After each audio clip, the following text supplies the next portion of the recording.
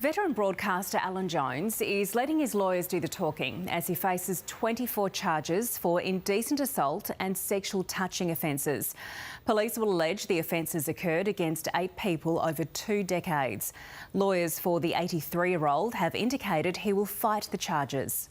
Let's go straight to reporter Miles Holbrook-Walk, who's at Circular Quay in Sydney. Miles, good morning. Take us through exactly what's happened here.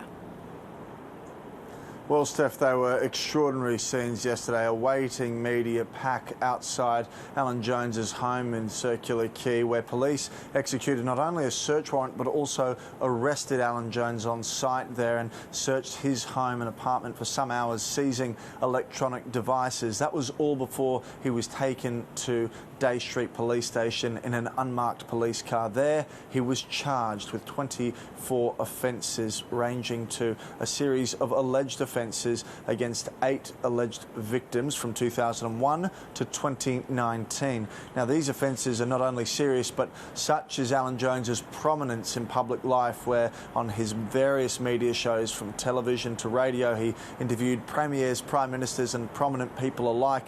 It certainly captured the public's attention.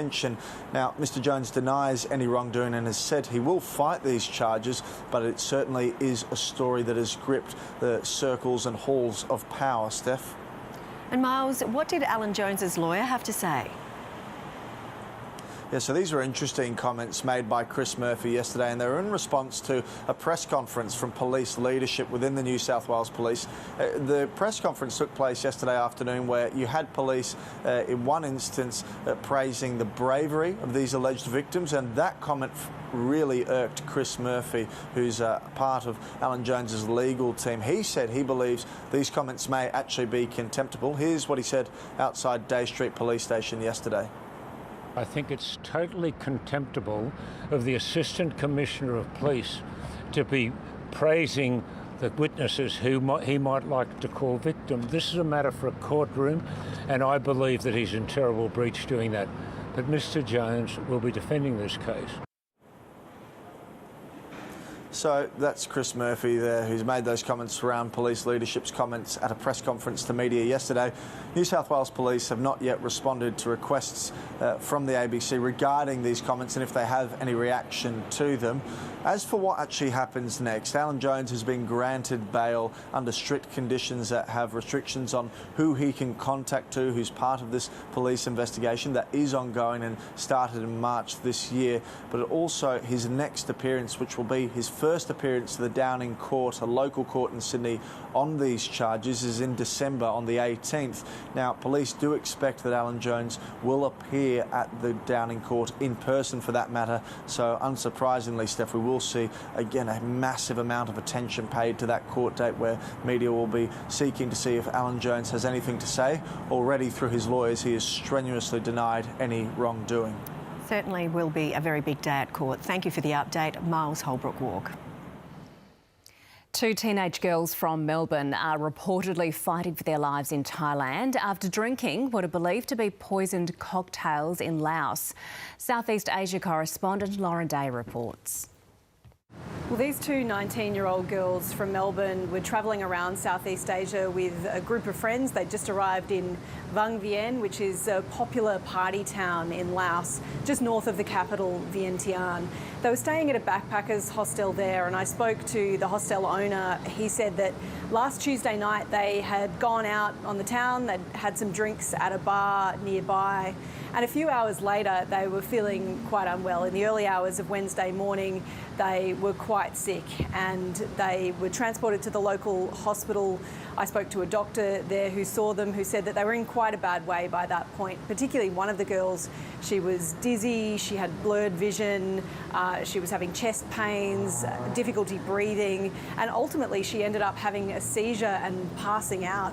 And at that point, both of the girls were transported to Vientiane and then on to Thailand, just 2 separate hospitals, one in Udon Thani Bani, which is in the country's northeast, and the other here in Bangkok, where they both still remain, from my understanding.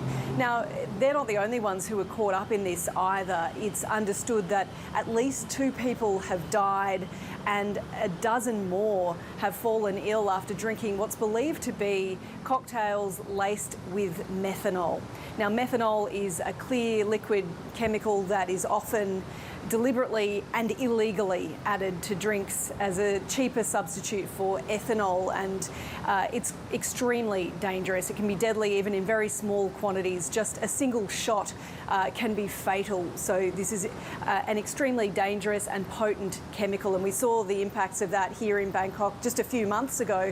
There was a case where 6 people died and another 31 ended up hospitalised after drinking a local liquor that was spiked with methanol. So this is serious stuff, and there are lots of warnings now coming from fellow travellers but also from authorities to know what you're drinking, to try to avoid any drinks that could be laced with methanol. Now, the Department of Foreign Affairs and Trade has confirmed that it's offering consular assistance to both of these Australians and their families, and says that their thoughts are with these families at this extremely distressing time. That's Southeast Asia correspondent Lauren Day there with that update. Now, coming back home, and the Tasmanian government will consider appointing a new Supreme Court judge to replace Gregory Geeson following his resignation yesterday. The 63-year-old was last week sentenced to a 12-month community corrections order after being found guilty of assaulting and emotionally abusing a woman. Tasmania's Department of Justice says the court already has 3 acting judges to assist with a backlog of cases. The Albanese government has named the first recipient of funding from its $15 billion National Reconstruction Fund. The scheme, first announced 2 years ago, aims to boost local manufacturing. Regional Queensland-based firm Russell Mining Equipment will get $40 million with the expectation it'll produce a return on investment. And so this investment is the first of many that we'll start to see being announced by the NRF, but is an important signal about what we want to be able to achieve as a nation longer term in reducing our dependency on broken and concentrated supply chains. A bushfire that started near the town of Kadnook in Western Victoria on Saturday is being treated as suspicious.